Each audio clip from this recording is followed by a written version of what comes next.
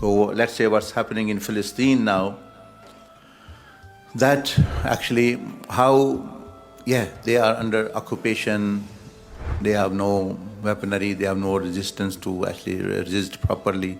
But their reaction that they are standing up for their land, for their Masjid al-Aqsa, that's what's going to determine their status, and not actually that it is overwhelming or not.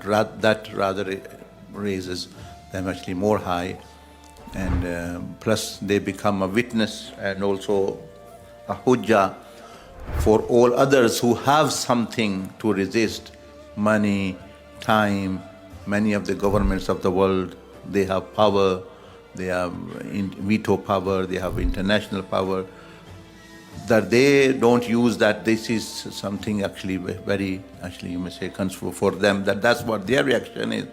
Then the reaction of the people of there, so that's what determines them. So it's showing, because sometimes we go into this mindset, actually the things should go our way. Here things will not go our way. Things will actually go the way Allah wants. We should go the way to Allah subhanahu wa ta'ala, how He wants. Because it's a very, very short time on this face of the earth. And in that time, there are also pauses, there are also periods of ni'mah and blessings, and then other periods come, so these turn away.